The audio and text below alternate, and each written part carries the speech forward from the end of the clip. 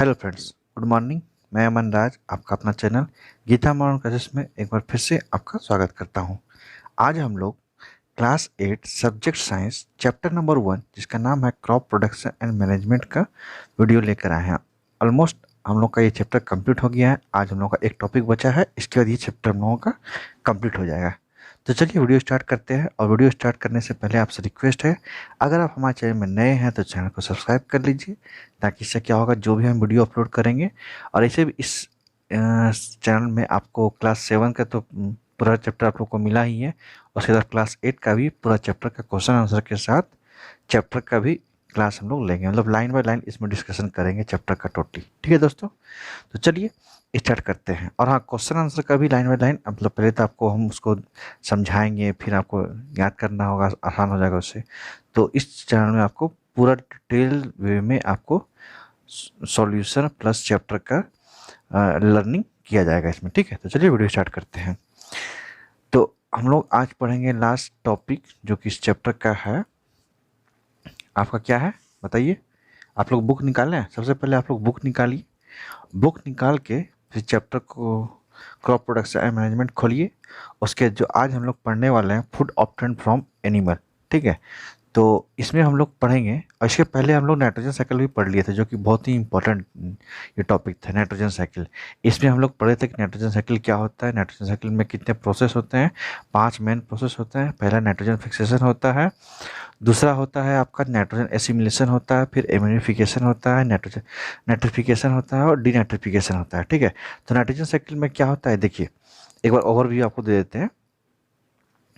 Nitrogen cycle में क्या होता है, आपका नाइट्रोजन फिक्सेशन होता है। नाइट्रोजन फिक्सेशन में जो प्रोसेस है, इस प्रोसेस में क्या होता है, जो रिजोबियम बैक्टीरिया है, जो कि कहाँ पाया जाता है, लिग्यूमिनस प्लांट में पाया जाता है, उसके रूट्स में। तो वो क्या करता है, आपका जो नाइट्रोजन जो कि एटमॉस्फेयर में प्रेजेंट है, देखिए एटमॉस्फेयर में नाइट्रोजन तो बहुत सारा प्रेजेंट है, प्लांट और एनिमल उसको डायरेक्ट यूज नहीं कर सकता है। तो उसको यूज करने के लिए क्या होता है, रिजोबियम बैक्टीरिया जो है उसको जो एटमॉस्फेरिक नाइट्रोजन है कन्वर्ट करता है किस में, इनऑर्गेनिक नाइट्रोजन में। ठीक है, नाइट्रोजन कंपाउंड में। और वो ऑर्गेनिक नाइट्रोजन कंपाउंड जो है आपका, वो प्लांट यूज करने के कैपेबल में हो जाता है। उसके बाद फिर प्लांट उसको यूज करता है। ठीक है, वो यूज करने के बाद आपका क्या होता है, प्लांट यूज किया, उसके बाद फिर उसको एसिमिलेशन किया। ठीक है, तो उसके पहले भी कुछ प्रोसेस होता है। तो देखिए पहले समझते हैं, एटमॉस्फेरिक नाइट्रोजन जो होता है वो एब्जॉर्ब किया बैक्टीरिया, उसके बाद फिर उसको कन्वर्ट किया किस में, अदर फॉर्म में, जो कि इसको प्लांट यूज करता है। और इसको हम लोग क्या बोलते हैं, बायोलॉजिकल नाइट्रोजन फिक्सेशन बोलते हैं। ठीक है, इसमें क्या हुआ, आपका बैक्टीरिया के द्वारा कन्वर्ट किया गया नाइट्रोजन का फिक्सेशन हुआ। ठीक है, लेकिन और दूसरा ये भी होता है, एक एटमॉस्फेरिक नाइट्रोजन फिक्सेशन होता है। इसमें क्या होता है आपका, जैसे कि लाइटनिंग, वॉल्केनिक इरप्शन और फॉरेस्ट फायर जो होता है, ये भी हेल्प करता है नाइट्रोजन फिक्सेशन में। और उस जो वो हेल्प करता है, मतलब नाइट्रोजन को कन्वर्ट करता है यूजफुल या फिर यूजेबल फॉर्म में, जो कि प्लांट एनिमल और यूज कर सके, तो उस को हम लोग क्या बोलते हैं, एटमॉस्फेरिक नाइट्रोजन फिक्सेशन बोलते हैं। ठीक है, इसमें क्या होता है आपका, जो ऑक्साइड होता है रेन वाटर के कॉन्टेक्ट में जब आता है, तो वो क्या करता है, डाइल्यूट नाइट्रिक एसिड जो आपका होता है किसमें, वो डाइल्यूट, जब रेन वाटर में ऑक्साइड फॉर्म इसमें मतलब मिक्स होगा या फिर कांटेक्ट में आएगा, तो क्या बनाएगा, डाइल्यूट नाइट्रिक एसिड बनाएगा। ठीक है, जो कि वो क्या करेगा, रिएक्ट करेगा सॉइल अल्कलाइन एल्केलीज के साथ, और वो क्या बनाएगा, नाइट्रेट्स बनाएगा। ठीक है, उसके बाद फिर नाइट्राइट्स जो है वो किसके द्वारा होता है, फॉर्म होता है, वो सॉइल में जो फॉर्म होता है वो किसके द्वारा, एक नाइट्रीफाइंग बैक्टीरिया होता है, जो कि जिसको नाइट्रोबैक्टर बोलते हैं, उसके सर्टन एक्शन के थ्रू ये नाइट्राइट्स का फॉर्मेशन होता है। ठीक है, तो ये होता है आपका नाइट्रोजन फिक्सेशन। ठीक है, इसमें से दो मेथड से, एक होता है बायोलॉजिकल नाइट्रोजन फिक्सेशन और दूसरा होता है एटमॉस्फेरिक नाइट्रोजन फिक्सेशन। ठीक है, बायोलॉजिकल आपका माइक्रोब्स जैसे कि रिजोबियम बैक्टीरिया के थ्रू, एटमॉस्फेरिक आपका वॉल्केनिक इरप्शन, लाइटनिंग और फॉरेस्ट फायर, ये आप याद रखिएगा। ठीक है, चलिए आगे फिर होता है नाइट्रोजन एसिमिलेशन। नाइट्रोजन एसिमिलेशन क्या होता है, जब नाइट्रोजन का फिक्सेशन हो जाता है, मतलब नाइट्रोजन कन्वर्ट हो जाता है, तो उसको जो यूज करता है कौन, प्लांट। तो मतलब प्लांट क्या किया, नाइट्रोजन को अपटेक किया, फिर एसिमिलेशन किया, तो उसी को बोलते हैं नाइट्रोजन एसिमिलेशन। ठीक है, उसके बाद फिर एम्यूनिफिकेशन। एम्यूनिफिकेशन में क्या होता है, जो ऑर्गेनिक नाइट्रोजन होता है उसको कन्वर्ट करता है किसमें, एमोनिया में। ठीक है, तो एमोनिया जो कि प्लांट और एनिमल जब डाई होता है और डिकम्पोज होता है, तो उस टाइम वो एमोनिफिकेशन का फॉर्मेशन होता है। उसके बाद फिर डिकम्पोजिशन जो होता है किसके किसके द्वारा किया जाता है, माइक्रोब्स के द्वारा किया जाता है। और वो क्या करता है, डेड मैटर को कन्वर्ट कर देता है किस में, प्रोटीन में। और मतलब डेड मैटर जो होता है उसमें प्रोटीन होता है ना, प्रोटीन को कन्वर्ट कर देता है किस में, एमोनिया में, ठीक है, and convert the protein into ammonia. और इसी को हम लोग क्या बोलते हैं, एम्यूनिफिकेशन बोलते हैं। मतलब जब एनिमल और प्लांट जब डाई होता है तो उसमें प्रोटीन पाया जाता है, उस प्रोटीन को वो कन्वर्ट कर देता है, प्रोटीन क्या एक तरह से नाइट्रोजन ही है, उसको कन्वर्ट कर देता है किसमें, एमोनिया में, ठीक है। देखिए अभी हम लोग यहाँ पे पढ़े थे ना जस्ट कि ये प्रोटीन क्या होता है आपका, देखिए नाइट्रोजन, या nitrogen is the main components of proteins that make a plant and animal bodies. तो आपको बताया कि नाइट्रोजन जो होता है मेन कंपोनेंट इसका प्रोटीन का, तो ये प्रोटीन जो है वो क्या करता है, कन्वर्ट करता है किसमें, एमोनिया में, तो इसी को बोलते हैं एम्यूनिफिकेशन। उसके बाद नाइट्रिफिकेशन। नाइट्रिफिकेशन में क्या होता है, जो एमोनिया आपका प्रोड्यूस होता है कि कब, ये डिकम्पोजिशन का टाइम है, जो एम्यूनिफिकेशन में, तो वो डेड ऑर्गेनिजम्स जो है वो कन्वर्ट करता है किसमें, नाइट्रेट्स में, जो कि वो कहाँ पे होता है, सॉइल में होता है। और किसके हेल्प से होता है, वो नाइट्रीफाइंग बैक्टीरिया से होता है जो कि सॉइल में प्रेजेंट है। नाइट्रीफाइंग बैक्टीरिया का नाम क्या है, देखिए नाइट्रीफाइंग बैक्टीरिया का नाम है आपका नाइट्रोबैक्टर। क्या है, नाइट्रोबैक्टर, ये नाम है नाइट्रीफाइंग बैक्टीरिया, ठीक है।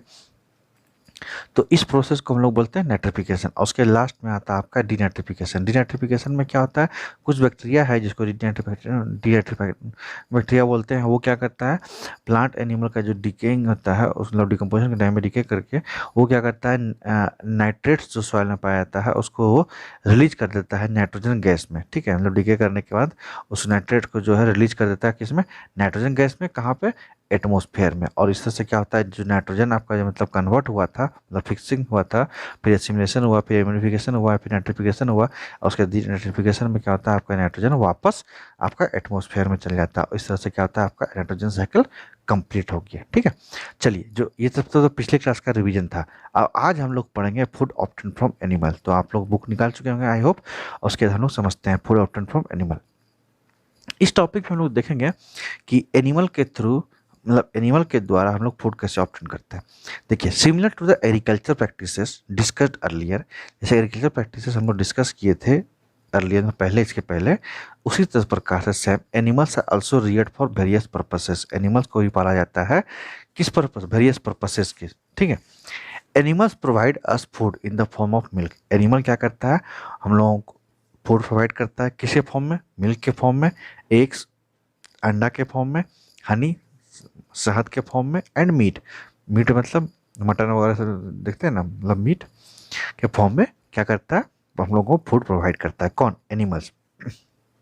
अब देखिए आगे है आपका, from milk we obtain other food products such as butter, ghee and cheese. Milk से हम लोग क्या करते हैं, बहुत तरह का फूड प्रोडक्ट ऑब्टेन करते हैं, जैसे कि बटर, घी एंड चीज, ये अदर फूड ऑब्टेन करते हैं किससे, मिल्क से। तो क्या क्या, बटर, घी एंड चीज, ये किससे हम लोग ऑब्टेन करते हैं, मिल्क से। Animals that give us milk are called dairy animals. वैसा एनिमल या फिर वो एनिमल जो हम लोगों को मिल्क देता है उसको हम लोग क्या बोलते हैं, डेयरी एनिमल बोलते हैं। डेयरी एनिमल किसको बोलते हैं, वो एनिमल जो हम लोगों को मिल्क देता है। The practice of keeping and breeding animals for milk is termed as dairy farming. जब हम लोग एनिमल्स को रखते हैं या फिर ब्रीडिंग कराते हैं किस चीज़ के लिए, मिल्क के लिए, तो उसको हम लोग क्या बोलते हैं, डेयरी फार्मिंग। तो डेयरी फार्मिंग उस चीज़ को, उसको बोलते हैं जब हम लोग एनिमल को रखते हैं या फिर ब्रीडिंग कराते हैं किस पर्पज से, मिल्क के पर्पज से, तो उसको हम लोग क्या बोलते हैं, डेयरी फार्मिंग बोलते हैं, ठीक है। Animals that gives us egg and meat are called poultry animal. वो एनिमल जो हम लोगों को एग और मीट देता है उसको हम लोग क्या बोलते हैं, पोल्ट्री एनिमल बोलते हैं, ठीक है। जैसे कि एग के लिए कौन, हैन हो गया, मीट के लिए भी हैन हो गया या फिर गॉट हो गया, ये सब क्या होता है, पोल्ट्री एनिमल होता है, ठीक। The practice of keeping and breeding birds that provide us egg and meat is called poultry farming.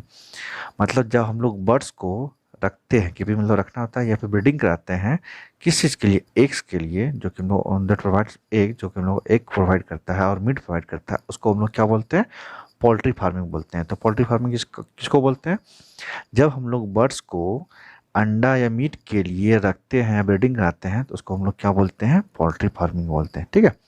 अब आगे है, Honey obtain from honey bee is easily digestible and has medicinal properties. Honey जो हम लोग हनी बी से ऑब्टेन करते हैं वो क्या होता है, इजली डाइजेस्टेबल होता है, मतलब आसानी से डाइजेस्ट हो जाता है, और उसमें मेडिसिनल प्रॉपर्टीज भी होता है, किसमें, हनी में। For obtaining honey, honey bees are rear on a large देखिए, for obtaining honey, honey bees are reared on a large scale in big boxes called apiaries. हम लोग हनी ऑब्टेन करने के लिए हनी बीज को पालते हैं लार्ज स्केल में, कहाँ पे? बिग बॉक्स में। उसको हम लोग क्या बोलते हैं? एपियरीज। कहने का मतलब ये है कि जब हम लोग हनी पाने के मतलब प्राप्त करने के लिए, फिर हनी ऑब्टेन करने के लिए हम लोग हनी बीज का रेयर करते हैं कहाँ पे? लार्ज स्केल में। कब? किसमें? बिग बॉक्सेस में। बिग बॉक्सेस में हम लोग हनी बी का रियर करते हैं, तो उसको हम लोग क्या बोलते हैं? एपियरीज बोलते हैं। ठीक है। रियरिंग ऑफ हनी बीज on a large scale is called apiculture. जब हम लोग हनी बीज को लार्ज स्केल में रियर करते हैं, पालते हैं, तो उसको हम लोग क्या बोलते हैं? एपीकल्चर। किस पर्पज से? हनी के पर्पज से, तो उसको बोलेंगे हम लोग एपीकल्चर। लाइकवाइज उसी तरह से the rearing and breeding of fish on a large scale is called pisciculture. Same उसी तरह से जब हम लोग फिश को रियरिंग और ब्रीडिंग कराने के लिए करते हैं, तो उसको हम लोग क्या बोलते हैं? लार्ज स्केल में, तो उसको बोलते हैं हम लोग पिसिकल्चर। ठीक है। तो पिसिकल्चर एपीकल्चर समझ में आ जाएगा। पिसिकल्चर किसको बोलते हैं? जब हम लोग फिश को लार्ज स्केल में रियरिंग और ब्रीडिंग कराते हैं, तो उसको बोलते हैं पिसिकल्चर। और जब हनी को कराते हैं लार्ज स्केल में रियरिंग और ब्रीडिंग, तो उसको बोलते हैं एपीकल्चर। ठीक है दोस्तों। चलिए आगे है, the practice of breeding and raising animals on a large scale is known as animal husbandry. हम लोग क्या करते हैं जब एनिमल्स को ब्रीडिंग कराने के लिए या फिर क्या कहते हैं राइजिंग कराने के लिए ऑन लार्ज स्केल में, तो उसको हम लोग क्या बोलते हैं? Animal husbandry. ठीक है। तो कहने का मतलब जैसे कि हम लोग एग्रीकल्चर प्रैक्टिस किए थे, तो उसी प्रकार से एनिमल का जब हम लोग करते हैं, तो उसको हम लोग क्या बोलते हैं? एनिमल हस्बेंड्री बोलते हैं। ठीक है। चलिए एक वंडर बॉक्स है, इसमें क्या है? In integrated farming, integrated farming में क्या होता है? Dairy and poultry farming are combined with pisciculture so that the waste product of the farm और can be use to feed fish. देखिए, इंटीग्रेटेड फार्मिंग में क्या होता है? जहाँ पे जगह का कमी होता है, तो वहाँ पे बहुत सारा फार्मिंग किया जाता है, तो इंटीग्रेटेड फार्मिंग बोलते हैं इसको। तो उसमें क्या होता है? जैसे कि मान लीजिए डेयरी, जैसे कि डेयरी फार्मिंग भी और पोल्ट्री फार्मिंग, इस दोनों को हम लोग एक साथ करते हैं कॉम्बाइन में। और साथ में क्या होता है? नीचे पिसिकल्चर भी कहते हैं। जैसे कि मान लीजिए ऊपर आपका डेयरी और पोल्ट्री फार्मिंग होता है, और ये फिर साथ में दोनों को रखे, और उसके जो पिसिकल्चर फिश जो होता है, उसको हम लोग तालाब में रखते हैं या फिर पोखर में, पॉन्ड में, किसी में रख देते हैं। तो जो डेयरी फार्मिंग और पोल्ट्री फार्मिंग से जो वेस्ट निकलता है, उस वेस्ट को हम लोग कहाँ पे यूज़ करते हैं? पिसिकल्चर का, एज ए फिश का फीड के तौर पे हम लोग उसको यूज़ करते हैं। तो ये इंटीग्रेटेड फार्मिंग हो गया। ठीक है। बहुत जगह ऐसा भी होता है, क्या होता है? एक नीचे मतलब लोहा का जाल जाल टाइप का मतलब दे दिया जाता है, और उसके ऊपर मतलब क्या होता है? आपका पोल्ट्री या फिर ये आपका डेयरी का फार्मिंग रखा जाता है, और उसका जो वेस्ट होता है वो क्या होता है? जब गिरता है तो जाली जो जाल टाइप का था, उसको क्या होता है? उसके नीचे गिर जाता है, और उसके नीचे पानी होता है। पानी में क्या होता है? फिश का ये पिसिकल्चर किया जाता है, और वो फिश क्या करता है? उसी का वेस्ट वो खाता है। ठीक है। तो इस तरह से इंटीग्रेटेड फार्मिंग होता है। चलिए अब आपका एक फैक्ट जो कि नो योर साइंटिस्ट करके, इसमें क्या है? प्रोफेसर एम एस स्वामीनाथन, एक प्रोफेसर साइंटिस्ट है जो कि एम एस स्वामीनाथन है। He was born on August 7 1925 in Tamil Nadu. Professor M S Swaminathan जो है वो कब उनका जन्म हुआ था? 7 अगस्त 1925 में। और कहाँ पे हुआ था? तमिलनाडु में हुआ था। Is well known as the father of green revolution. और इसको हम लोग किस नाम से जाना जाता है? फादर ऑफ ग्रीन रिवोल्यूशन से जाना जाते हैं। कहाँ पे? इन इंडिया में। इंडिया में एम एस स्वामीनाथन को हम लोग किस नाम से जाने जाते हैं? Father of green revolution. ठीक है। Under this program high yielding varieties of wheat and rice were planted in the fields of poor farmer. इस प्रोग्राम के तहत क्या होता है? हाई यील्डिंग वेराइटीज जो होता है व्हीट का और राइस का, हम लोग प्लांट करते हैं फील्ड में। कहाँ? पुअर फार्मर के फील्ड में। ठीक है। इस प्रोसेस के माध्यम से, जो कि एम एस स्वामीनाथन के द्वारा ये ग्रीन रेवोल्यूशन के प्रोसेस में हुआ था, प्रोग्राम में हुआ था। ठीक है। चलिए अब आगे देखते हैं। सॉरी। आगे आपका आता है रन थ्रो। रन थ्रो में क्या? Crop production can be increase by increasing the land under cultivation, by improvement in the methods of agriculture and by developing better varieties of crops by plant breeding। देखिए crop production में क्या होता है? हम लोग इसको इंक्रीज, क्रॉप प्रोडक्शन को increase करते हैं कब? By increasing the land under cultivation. Land जो कल्टीवेशन के लिए हम लोग यूज करते हैं, उसको इंक्रीज करने से भी क्रॉप प्रोडक्शन का इंक्रीज हो सकता है। या फिर by improvement of the methods of agriculture, जो एग्रीकल्चर का मेथड हम लोग यूज करते हैं, उसको इम्प्रूव करने से भी क्रॉप प्रोडक्शन इंक्रीज कर सकता है। और by developing better varieties of crop, और हम लोग जो क्रॉप्स का वेराइटी है उसको डेवलप कर सकते हैं बेटर वे में, किसके लिए? प्लांट ब्रीडिंग करने से। ठीक है। तो उससे समय क्या होता है? हमारा क्रॉप प्रोडक्शन इंक्रीज करेगा। तो क्रॉप प्रोडक्शन इंक्रीज करने के लिए हम लोग क्या क्या कर सकते हैं? सबसे पहले तो हम लोग लैंड जो हम लोग यूज करते हैं कल्टीवेशन के लिए, उसका हम लोग साइज को इंक्रीज कर सकते हैं, बढ़ा सकते हैं, तो उससे भी हमारा क्रॉप प्रोडक्शन इंक्रीज करेगा। दूसरा मेथड जो एग्रीकल्चर यूज करते हैं, मतलब क्रॉप प्रोडक्शन करने के लिए जो मेथड यूज करते हैं एग्रीकल्चर में, उस मेथड को भी इम्प्रूव करने से। तीसरा मेथड ये होता है कि जब हम लोग सीड्स का वैरायटी यूज करते हैं, ब्रीडिंग, प्लांट ब्रीडिंग करके उसको हम लोग क्या कर सकते हैं, वैरायटी को इंक्रीज कर देंगे, उससे हमारा क्रॉप प्रोडक्शन क्या होगा, इंप्रूव कर जाएगा या फिर इंक्रीज कर जाएगा। ठीक है, तो ये हम लोग रंथ्रो में देखें।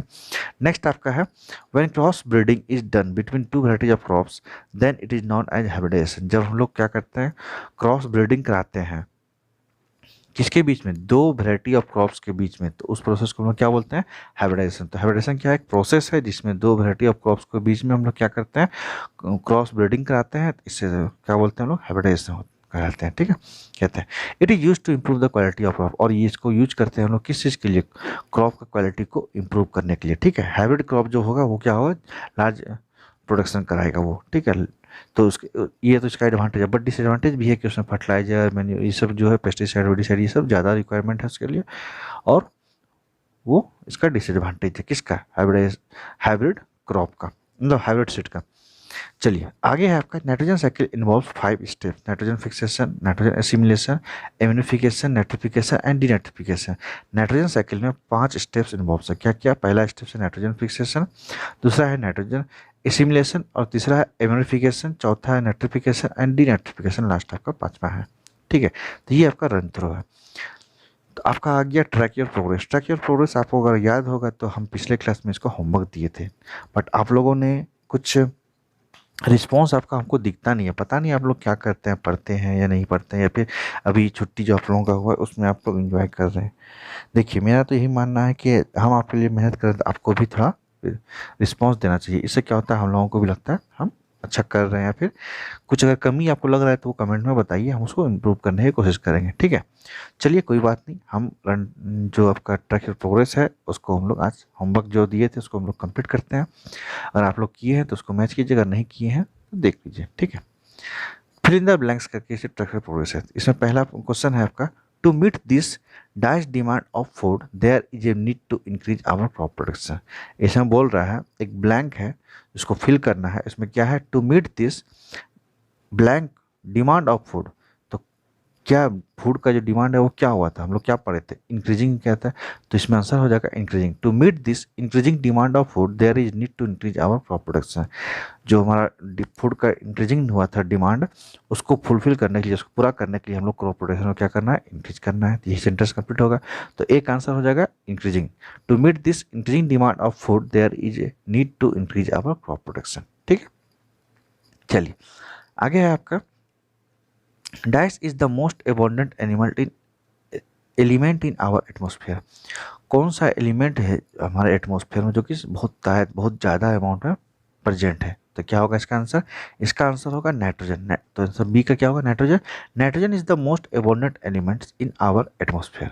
हमारे एटमोसफियर में नाइट्रोजन बहुत ज़्यादा अमाउंट में प्रेजेंट है। ठीक है, सी में dice bacteria release nitrogen gas at the time of denitrification. अब देखिए कौन सा बैक्टीरिया या फिर है रिलीज करता है नाइट्रोजन गैस को, कब, डीनाइट्रिफिकेशन के टाइम में। ठीक है, तो इसका आंसर आपका आएगा डीनाइट्रीफाइंग बैक्टीरिया। ठीक है, denitrifying bacteria release nitrogen gas at the time of denitrification. देखिए कहाँ पे है ये, आपको वो भी दिखा देते हैं। यहाँ पे डीनाइट्रिफिकेशन देखिए, सर्टेन बैक्टीरिया जिसको हम लोग क्या बोलते हैं, denitrifying bacteria. Denitrifying bacteria act on decaying plants and animals on nitrates in the soil and release nitrogen gas into the atmosphere. यही नाइट्रोजन गैस को रिलीज करता है ना एटमोस्फेयर में, तो क्या हो जाएगा, डीनाइट्रीफाइंग बैक्टीरिया। वहाँ पे आंसर हो जाएगा सी में आपका क्या, सी में हो जाएगा denitrifying bacteria release nitrogen gas at the time of denitrification. ठीक है, चलिए डी में क्या, animals that give us dice are called dairy animals.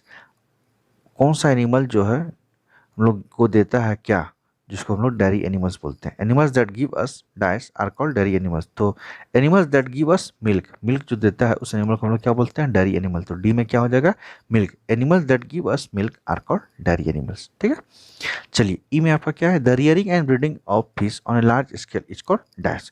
जो हम लोग फिश का रियरिंग और ब्रीडिंग करते हैं लार्ज स्केल में, उसको हम लोग क्या बोलते हैं, पिसीकल्चर बोलते हैं। ठीक है, तो ई का आंसर क्या हो जाएगा, ई का हो जाएगा pisciculture. The rearing and breeding of fish on a large scale is called pisciculture.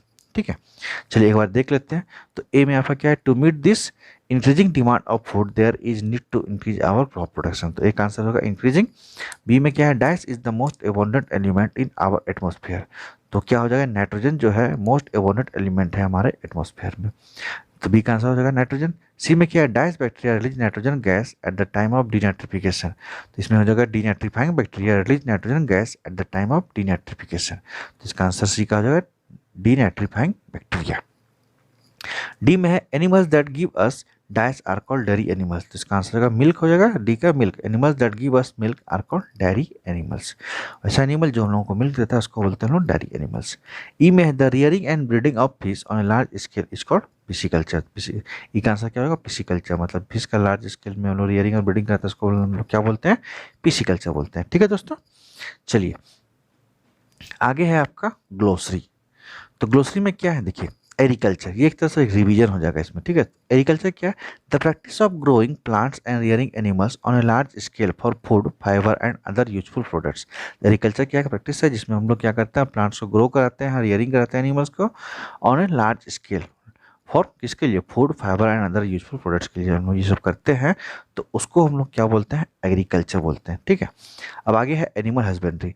Animal husbandry क्या, the practice of breeding and raising animals on a large scale. जो हम लोग प्रैक्टिस करते हैं किस चीज़ के लिए, एनिमल्स को ब्रीडिंग कराने के लिए और लार्ज स्केल में, उसको हम लोग बोलते हैं एनिमल हस्बेंड्री। ठीक है, raising animals on a large scale. आगे है आपका फर्टिलाइजर्स। फर्टिलाइजर्स क्या होता है, chemical substance that are rich in nutrients and essential for plants growth. Fertiliser क्या है, केमिकल सब्सटेंस है जो कि किसमें रिच इन न्यूट्रिएंट्स होता है और ये एसेंशियल है किसके लिए, प्लांट के ग्रोथ के लिए। ठीक है, तो फर्टिलाइजर क्या है, एक तरह से केमिकल सब्सटेंस है जो कि प्लांट को जरूरत होता है, रिक्वायरमेंट है किस चीज़ के लिए, ग्रोथ के लिए। क्यों, क्योंकि फर्टिलाइजर आपका रिच इन न्यूट्रिएंट्स है। ठीक है, आगे है हार्वेस्टिंग। हार्वेस्टिंग क्या होता है, the process of cutting and gathering mature crops. Harvesting क्या एक प्रोसेस है जिसमें मैच्योर क्रॉप्स को हम लोग क्या करते हैं, कटिंग करते हैं, उसे कटिंग करने के बाद एक साथ उसको गैदरिंग करा के मैच्योर क्रॉप्स करते हैं, ये सब तो उसको बोलते हैं हम लोग हार्वेस्टिंग। ठीक है, इरिगेशन, ये सब लोग पहले पढ़ चुके हैं, रिवीजन है ये। ठीक है, इरिगेशन क्या होता है, supply of water to agriculture fields at regular intervals. मतलब इरिगेशन क्या है, एक प्रोसेस है जिसमें हम लोग वाटर का सप्लाई देते हैं कहाँ, एग्रीकल्चर फील्ड में एट रेगुलर इंटरवल में, उसको हम लोग क्या बोलते हैं, इरिगेशन बोलते हैं। अब नाइट्रोजन साइकिल, नाइट्रोजन साइकिल में क्या, the process in which atmospheric nitrogen enters the soil becomes a part of living organisms and then returns to the atmosphere. Nitrogen cycle में क्या एक प्रोसेस है जिसमें से एटमॉस्फेरिक नाइट्रोजन को क्या करता है, सॉइल में इंटर करते हैं और becomes a part of living, और वो एक लिविंग ऑर्गेनिज्म जो होता है उसका पार्ट में उसको यूटिलाइज के में हेल्प करता है और उसके बाद फिर वो एटमॉस्फेयर में रिटर्न हो जाता है। ठीक है, तो उसको क्या बोलते हैं, नाइट्रोजन साइकिल बोलते हैं। एक प्रोसेस है एक तरह से, 5 प्रोसेस इन्वॉल्व है, जब नाइट्रोजन का यूटिलाइज होता है उसके बाद फिर वो रिटर्न हो जाता है एटमॉस्फेयर में। ठीक है, अब है nitrogen fixation, the process by which free atmospheric nitrogen is converted into nitrogen compound. तो उसको हम क्या बोलते हैं, नाइट्रोजन फिक्सेशन। तो नाइट्रोजन फिक्सेशन का एक प्रोसेस है जिसमें फ्री एटमॉस्फेरिक नाइट्रोजन कन्वर्ट होता है किसमें, नाइट्रोजन कंपाउंड में, तो उसको हम लोग क्या बोलते हैं, नाइट्रोजन फिक्सेशन बोलते हैं। ठीक है, नेक्स्ट है आपका पेस्ट। पेस्ट क्या होता है, any unwanted and destructive insect और एनिमल दैट अटैक क्रॉप और लाइव स्टॉक। मतलब अनवांटेड, किसी भी प्रकार का अनवांटेड और डिस्ट्रक्टिव इंसेक्ट या फिर एनिमल, मतलब कोई एनिमल या इंसेक्ट जो कि हम लोगों को ये ज़रूरत नहीं है और वो डिस्ट्रक्टिव है, मतलब डैमेज करता है, डिस्ट्रॉय करता है, जो कि क्रॉप्स को और लाइवली स्टॉक को, तो उसको हम लोग क्या बोलते हैं, पेस्ट। पेस्ट क्या, any unwanted and destructive insect और एनिमल दैट अटैक्स क्रॉप और लाइव स्टॉक। ठीक है, अब आपका नेक्स्ट है पेस्टिसाइड। पेस्टिसाइड क्या है, केमिकल सब्सटेंस है used for controlling and destroying paste. Pesticide क्या है, केमिकल सब्सटेंस है जिसको हम लोग यूज करते हैं किस चीज़ के लिए, कंट्रोल करने के लिए और डिस्ट्रॉइंग, किसको, पेस्ट को डिस्ट्रॉइंग और कंट्रोल करने के लिए हम लोग एक केमिकल को यूज करते हैं, उसको हम लोग क्या बोलते हैं, पेस्टिसाइड बोलते हैं। ठीक है, नेक्स्ट आपका प्लगिंग। प्लगिंग क्या एक प्रोसेस है, the process of loosening and turning of soil. Plugging क्या एक प्रोसेस है, क्या चीज़ का, सॉइल को टर्निंग और लूजनिंग करने के लिए। ठीक है, ये किस में आता है, प्रिपरेशन ऑफ सॉइल में आता है। ठीक है, ये एग्रीकल्चर प्रैक्टिस का पहला जो प्रिपरेशन ऑफ सॉइल है उसी में प्लगिंग आता है, और दूसरी बात फिर क्या आता है, लेबलिंग। प्लगिंग में क्या होता है, सॉइल को हम लोग लूजनिंग और टर्निंग करते हैं। ठीक है, वीडिंग। वीडिंग क्या होता है, the process to remove weeds from a field. Weeding एक तरह से क्या होता है, अनवांटेड प्लांट्स होता है, इसमें क्या होता है जो कि हम लोग को रिक्वायरमेंट नहीं होता है, तो जो अनवांटेड प्लांट्स को हम लोग रिमूव करते हैं उस प्रोसेस फील्ड से, तो उस प्रोसेस को क्या बोलते हैं हम लोग, वीडिंग। तो वीडिंग एक प्रोसेस है जिसमें अनवांटेड प्लांट्स को या फिर वीड्स को रिमूव करते हैं फील्ड से, तो उसको हम लोग बोलते हैं वीडिंग। ठीक है, चलिए, अब आपका यहाँ पर ये चैप्टर कंप्लीट होता है। उसके बाद अब आपका आता है क्वेश्चन आंसर का, जिसमें कि असेसमेंट जोन है। तो पहले आपका आता है चूज द करेक्ट आंसर। उसमें से आपका ये 7 क्वेश्चन है। फिर बी में आता है फिल इन द ब्लैंक्स आता है। फिर सी में give reasons for the following. फिर डी में आता है find the odd one, give reasons for your choice, ये आता है। उसके बाद आता है आपका ई में मैच द फॉलोइंग। फिर state true and false. F में आता है, जी में आता है answer the following question in brief, short में क्वेश्चन आंसर। और एच में लास्ट आता है आपका डिटेल्स में क्वेश्चन आंसर। इसमें आपका कितना टोटल क्वेश्चन है? टोटल क्वेश्चन 11 क्वेश्चन है। तो ये आपका आज चैप्टर कंप्लीट हुआ। और नेक्स्ट क्लास में हम लोग स्टार्ट करेंगे आपका क्या चैप्टर, ये जो क्वेश्चन आंसर है आपका जो असेसमेंट जोन दिया हुआ है, इसको हम लोग समझेंगे और उसको याद फिर करेंगे। तो इस तरह से आपका चैप्टर कंप्लीट हो जाएगा। ठीक है, तो आज जो थ्योरी का चैप्टर है या थ्योरी का क्लास है वो हमारा आज कंप्लीट हुआ दोस्तों। तो चलिए यहीं पर वीडियो को स्टॉप करते हैं और नेक्स्ट क्लास में हम लोग लाएंगे इस चैप्टर का क्वेश्चन आंसर। ठीक है, तो आप लोगों से रिक्वेस्ट है, वीडियो स्टॉप कर रहे हैं तो वीडियो स्टॉप करने से पहले आपसे रिक्वेस्ट है, आप हमारे चैनल में नए हैं तो चैनल को सब्सक्राइब कर लीजिए और अपने दोस्तों में भी शेयर कीजिए। और अगर पुराने हैं तो चैनल को लाइक क्या कीजिए, अपने दोस्तों में भी बताइए और उनको भी बोलिए देखने के लिए इस चैनल में ऐसे हो रहा है, और हमें थोड़ा सपोर्ट कीजिए दोस्तों। ठीक है, और वीडियो अगर अच्छा लग रहा है तो वीडियो को लाइक कीजिए। आप लोगों को फोर्स नहीं है कि लाइक कीजिए, बट हाँ अच्छा लग रहा है तो लाइक कीजिए, ताकि इससे क्या होता है हमें मोटिवेशन मिलता है और हम लोग को भी मेहनत करने में हेल्प मिलता है। देखिए अभी आपका सब एग्ज़ाम के बाद जो हॉलीडे चल रहा है वो आप लोग का, तो आप लोग घर में एंजॉय कर रहे हैं, बट हम आपके लिए क्या कर रहे हैं, सोचते हैं पहले जैसे कि स्कूल खुलने से पहले कुछ चैप्टर कवर हो जाए तो आप लोग के लिए बेटर है। इसलिए देखिए हम मेहनत कर रहे हैं तो आप लोग भी थोड़ा सा हेल्प कीजिए हमको। ठीक है, और सपोर्ट कीजिए दोस्तों। और आपसे क्या रिक्वेस्ट है, थोड़ा ना बोलना कि फी चाहिए, ऐसा ऐसा बात कुछ बोल नहीं रहे। ठीक है, फिर मिलते हैं। थैंक यू, तब तक के लिए अच्छे से पढ़िए, ज़्यादा नहीं बोलेंगे हम दोस्तों। बस आप चैनल को सब्सक्राइब कीजिए, अपने दोस्तों में शेयर कीजिए और वीडियो को लाइक कीजिए। ठीक है, फिर मिलते हैं। Thank you. और अगर आप लोगों को होमवर्क चाहिए तो ये जो आपका असेसमेंट जो से ए और बी इसमें से कुछ कर लीजिएगा। देखिएगा जितना कोशिश कीजिएगा, जितना बन सके बनता है। ठीक है, नहीं बनता है तो फिर हम तो है ही। ठीक है, फिर मिलते हैं। Thank you.